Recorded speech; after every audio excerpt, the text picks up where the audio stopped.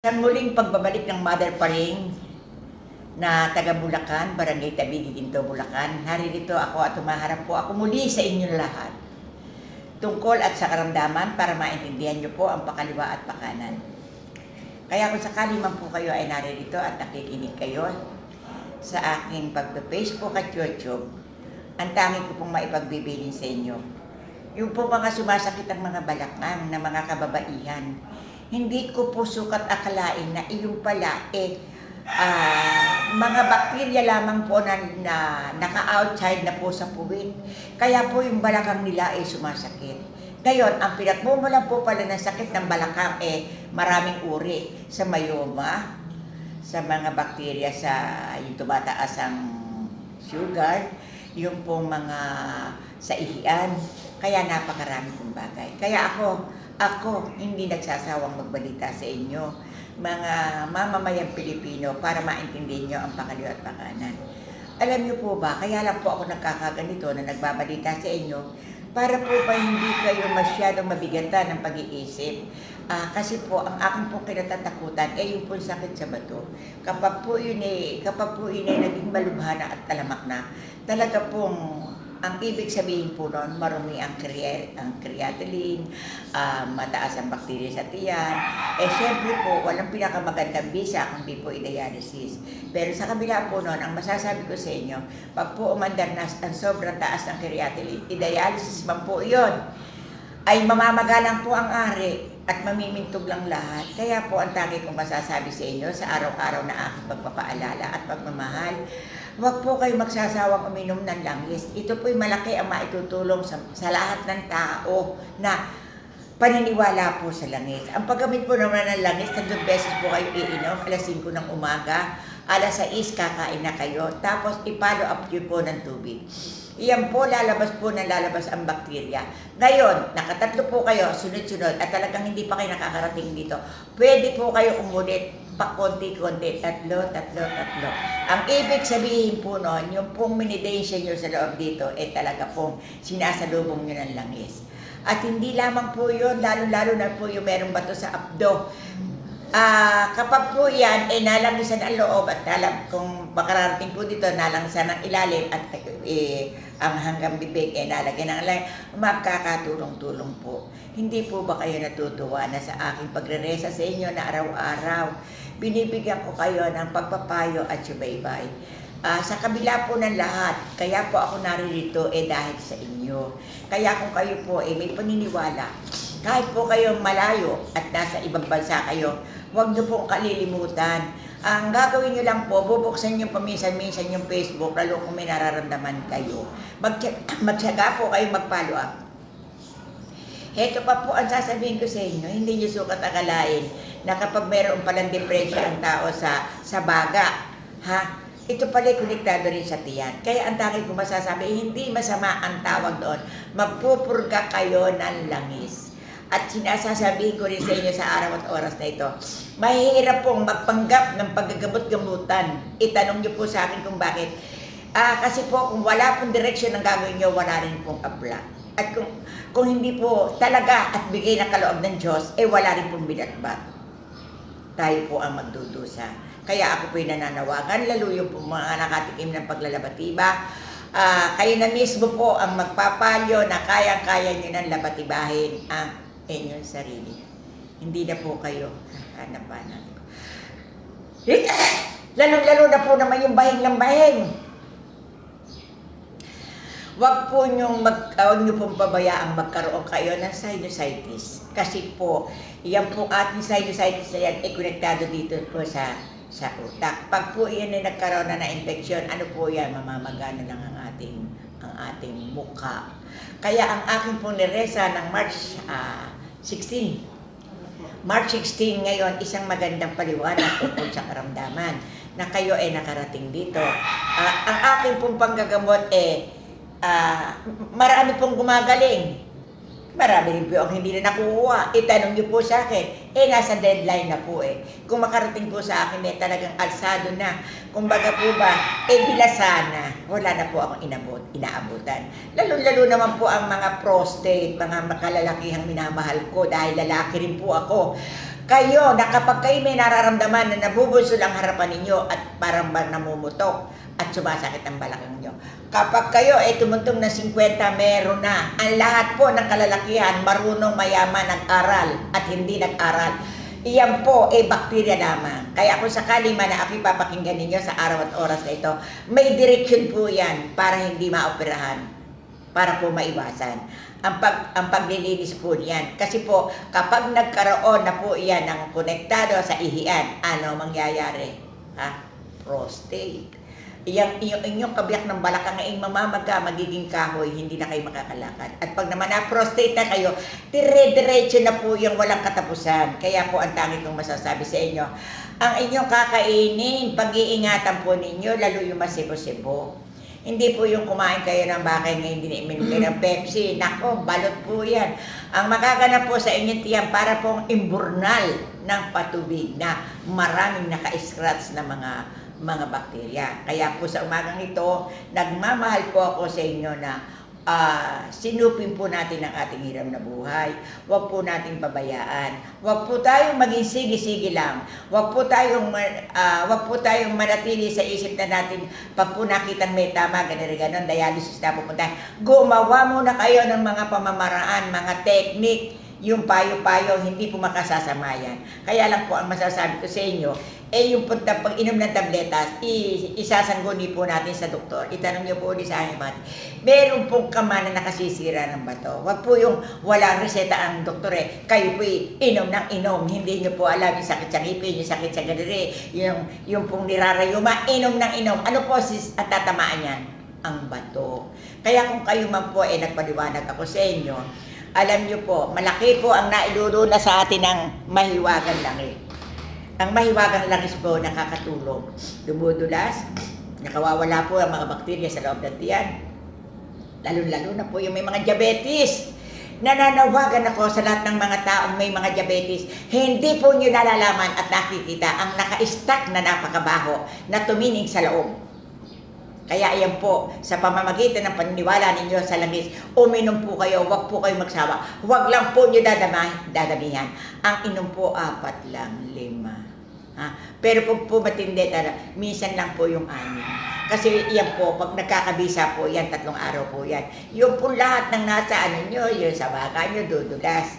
At saka po, ang tangi kong masasabi sa inyo sa umaga na ito, March 16, huwag po kayo basta-basta magpapabutas na magpapakuha ng tubig sa baga. May paraan po diyan. Kaya kung sakali man na kayo balot ng plema, ito po ang masasabi ko po sa inyo. Uminom po kayo ng dahon ng ampalaya. Ganyan po sa baso 3 beses. Tandaan niyo po yan. Umagang-umaga, wala pong laman ng tiyan nyo, isusukan nyo po ang plema. Lalo po yung pag na-x-ray na, ang sabi ng doktor nababalot ng plema, napakabisa po niyan ng ampalaya. At kayo po naman naniniwala sa mga sabi-sabi na herba na binana natin sa kanununuan natin. Kaya isang maliwanag na pagpapayo na ang aking ginagawa dito araw-araw. Kaya kung sakali man hindi kayo kasali, makinig lamang kayo, buksan nyo, hawanin ninyo ang inyong pintuan. Gumalaw kayo, ayusin ninyo ang buhay. Huwag nyo kakainin ang nakakasama. Hindi baling maging medyo delikado kayo sa pagkain, lalo yung hindi nalulusaw. Kaya pag kayo kakain, hindi baling pag kayo kakain, wala kayong kaengay-engay. Basta yung hindi, yung mga may bato, may galiri, may ganon, naalis. Kasi po, kaya po ganyan ang aking balita. Ako po, kapag po naglinis dito sa St. Joseph Chapel, Barangay Tabigi, Ginta, Bulacan, naitataas ko po yung bakterya na nakukuha ko. Kaya nga po, hindi ko naman po dapat na ipakita pa sa inyo. Dahil yun po naman, alam niyo naman po mga nakapending yung mga sakit ng tao. Pero dala palibasa po na aking nagmamahal sa inyo, ang nais ko po, makita nyo ng maliwanag, to see is to believe. Kaya ako po naririto na mulit-mulit pumapasok sa inyong pintuan, na nagmamahal ako sa aking maririing paliwanag, sa lahat ng karamdaman, kung sakali man po tayo walang pera. Kasi po, babalita ko rin po sa inyo, ang mga tao, kapag po huwag po kayo magdaramdam. Kapag po walang pera, dito po sa akin maraming nagpupunta. Ngayon, hindi naman po lahat. Kasi po, kaya kung sakali man, ang aking panggagamot sa paniniwala. At ito po ang tandaan ninyo. Sa naabot ko pong 84 at 38 service sa St. Joseph Chapel, ako po kung manggamot, isang beses lang po, isang punta lang po dito. Ngayon ituturo ko na po sa inyo ang pamamaraan. At kapag po binasa ko, bukas po ang cellphone, yung papapayo ko, hindi ko na po uulitin, kayo na po ang bahala. Kasi po talaga po na nagpapasalamat din po ako sa Panginoon dahil marami po ang nakapapansin ng aking panggagamot. At natuklas ko din po naman na ang aking pong natuklasan na bigay ng ating mahal na Panginoon sa panggagamot tungkol po sa batos, sa dialysis, sa prostate, sa colon, lalo na po sa colon, mga minamahal kong mga kapatid. Hindi po ninyo alam na ito pong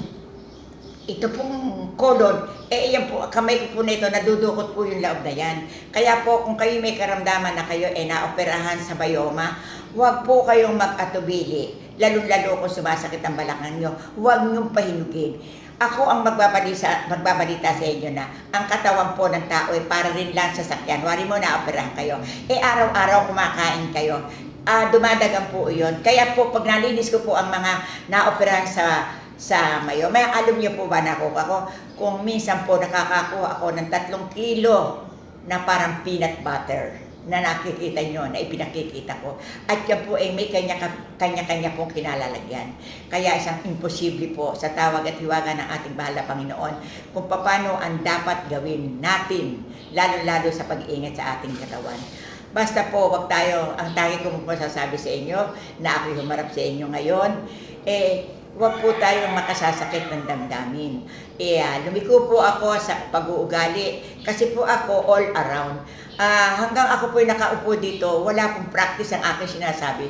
Basta po ako'y nakaupo lang, nakikiramdam lang po ako kung ano ang bibigay sa akin at bibigkasin ko. Kaya kung kayo po ay naririyan at nakikinig kayo sa akin araw-araw, basta po, meron naman kayong mapupulot sa aking mga sinasabi, sa aking mga paliwanag na mga kaayusan. Lalo-lalo naman po yung mga namamanhid ang paa, na inom ng tabletas. Hindi nyo po alam yon, marumi lang po ang kanilang bituka. Ang tawag po doon maraming sebo, maraming bakterya sa loob. Kaya po kung sakali man, ang aking agap sa inyo, mga nagmamahal na nakikinig sa aking kinalalagyan, huwag po kayong inom ng tabletas.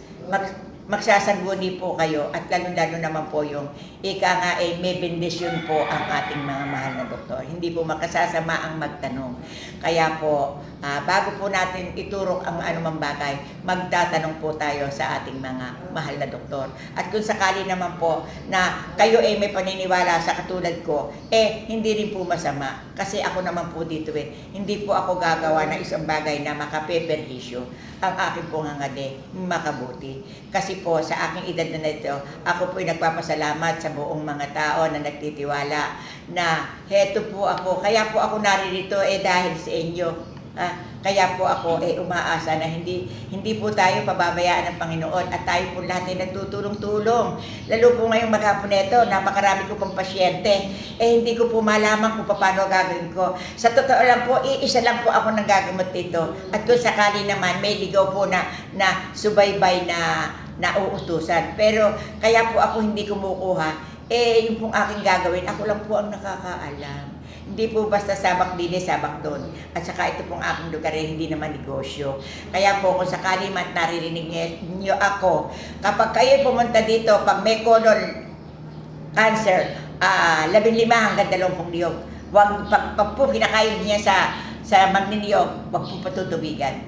At yan po, lulutuin natin puro-puro. Pag po inilagay ko sa ilalim, sa punong katawan ng kababaihan at sa kalalakihan, yan po idadaus-dus na. Lalo-lalo yung pong hindi maihi, yung pong mga namamagana, yung pong ihi ng ihi gabi-gabi. Naku, napakaganda po ng langis. Kaya kung ano man po ang aking mga pagdalaw sa mga nanonood sa akin, hindi po ako nagpapabaya na araw-araw nagpapaliwanag dahil itanong niyo po sa akin kung bakit. Ang gagamitin ko po yung dalaw po, nakikinig po yung marami. Siyempre, lalagay po ako sa maraming nakikinig para po tayo magkapuntos. Sagot kayo. Ito pong aking panggagamot, hindi po napupulot ito.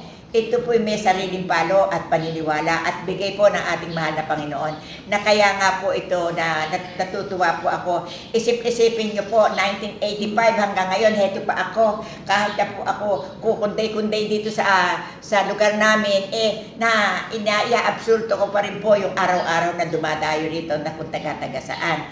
Kagaya po ngayon, marami po akong taga Batangas. Lakasan nyo naman, patay mga nagugutom. Kaya po, maraming salamat po sa Panginoon at naniniwala po ako na kung mayroon akong mabibiyayaan, mayroon namang malalaman na kabiguan. Kaya po, ang akin pong habol-dibol na salita ay agapan niyo po ang mother pa rin para po hindi bahuri ang lahat. Kasi po ang ating buhay, kinakailangan pong agap. Aga po. At kaya lang po ang tangi ko pong masasabi, ang lugar ko po sa paniniwala. Kasi po ang aking pong nalalaman, lalo na po sa prostate. Mga kapatid kong minamahal, kapag ako'y narinig ninyo, hindi kayo magkukurnisan, hindi kayo masusugatan, hindi kayo mahihirapan. May paraan sa paniniwala sa Panginoon. At may paraan din naman sa biyaya po sa akin ng Diyos na ako po si Mother pa rin na ipinako ng 15 beses sa krus. Binigyan po ng Diyos ng pagtulog ng 4 na gabi at 5 araw na marami na po akong naging karanasan sa aking naging buhay na ang aking pong nasabi magwakas man ang mundo, marami po akong maiiwanan ala-ala sa tao. Lalo po yung mga nagamot ko, naturuan ko po sila ng mga pamaraan at mga teknik. Dito po sa amin, wala pong gusot, matahimik po dito sa amin. Kaya kung kayo po ay nagpaplano pumunta, basta po may baong kayong kanin, may budget kayo, wala akong problema. Ang una po natin gagawin ay pagdasal. Kaya po sa araw na ito, magdadasal po ako sa ngalan ng Ama, na Anak, na Liwanag, na Espiritu Santo. Amen. Ama namin nasa langit, kami po ay naririto na humihingi sa inyo ng awa at tulong at bendisyon. Ipinagbibiling po namin sa inyo ang aming hiram na buhay. Kaya po kami naririto dahil po kami po binigyan mo ng mahiwagang buhay. At alam naman po namin na bukas makalawa, lahat po kami aalis. Wala pong maghahari at palit-palit ang buhay ng tao. Kaya ako po si Mother pa rin na nagbibigay ng magandang daan na patungo sa daan ng hiwaga ng Diyos para maging maganda ang bakas at kahapong nagdaan. Na ang maging maiiwanan po, pag-uusapan ang bakas ng kahapon. At ang lalo naman pong nananawagan po ako sa mga magulang na huwag po silang maging pabaya. Bigyan po nila ng magandang disiplina, magandang aral, magandang pagkatao ang kanilang mga anak. At lalo-lalo na po kung may naliligaw, ako po'y nananawagan na sana huwag kayong pupunta sa kayo'y magkakaproblema. Ang ibig ko po sabihin, ngayon po ako'y nananawagan, kapag po may asawa ang tao, huwag po kayong papatol. Itanong niyo po sa akin kung bakit. Problema po ang inyong papasukin. Ang ibig ko po sabihin yan po may mga katuklob na. Ngayon may makikituklo po kayo, ano po maaabot ninyo? Wala, problema. Kaya ang tangi ko pong pananawagan sa araw at oras na ito, yung mga mag-asawang mga nagkahiwa-hiwalay. Kailan pa kayo magkakasundo kung tapos na ang mundo? Kinakailangan ngayon na hindi masama ang hindi na kayo magsama. Magkasundo kayo, magliwanagan kayo, magpatawaran kayo. Kung talagang ayaw na ng bawat isa, huwag na po niyong pasukin dahil nakatikiman na kayo. Ang tangi ko lang pong bigay na salita sa araw at oras na ito na bigay ng ating mahal na Panginoon na hawanin po ninyo ang inyong daan. Yung mga hiwa-hiwalay dyan, makipag-usap kayo. Huwag niyong bigyan ng kitid ng isip at pag-iisip ang inyong ginagampanan. Ako po si Mother Parina, binibigyan ng magandang mga pangungusap ng ating mahal na Panginoon para kayo ay matauhan. Hindi po ang mabuhay sa mundo ay mahigsing kaisipan, lawakan po natin. Kaya mas maganda po ang nagpapatawad kaysa sa hindi. Kaya kung sakali man po na may mga anak na nagkahiwa-hiwalay, hindi na po nakikilala mga magulang. Ako po ay nananawagan dahil dadating na po ngayon ang mahal na araw. Kinakailangan pong linisin natin ito. Hindi po ba kayo nalulungkot na ang isang anak ay hindi makilala kung sino ang kanilang magulang? Huwag po kayong maging maramot. Huwag po kayong maging makasanili. Kaya Mother pa rin ng Bulacan, nangungusap sa inyo ng magandang salita na kapag ang tao may asawa, huwag kayong pumatol. Ang ibig ko sabihin, kahit marami siyang pinansyal, masarap po ang mabuhay ng matahimik. Huwag po kayong mabuhay na sa ingarnatya ng pinansyal. dahil ito po ay malaking kalungkutan. Masarap po ang matulog ng tahimik at mahirap po ang nag-aabang ka sa manig na kung kailan ka lang dadalawin. At malungkot po kayo, huwag po kayong kukuha ng asawa ng may asawa. Ito po ang mensahe sa araw na ito na hindi ko po kaya ipaliwanag, na ang tinatawagan ko po dito yung mga mag-asawang magkakatuklob. Kinakailangan po puntahan niyo yung katuklob ninyo, at kung ayaw naman na mag-usap po ng maganda at ipakilala niyo po kung sino maganda po ang maging sportsmanship sa buhay, dahil kailan po natin hahawanin ang ating daan kung tayo ay wala na, malulubhanan lahat at magtatapos na ang mundo. Kaya po, Mother pa rin ng Bulacan ay nangusap sa araw na ito na hindi lamang po karamdaman ng aking tinatalakay, pati po pagsasama sa hanap buhay sa lahat. Taas yung kandila nyo. Heto po ang kandila ng buhay.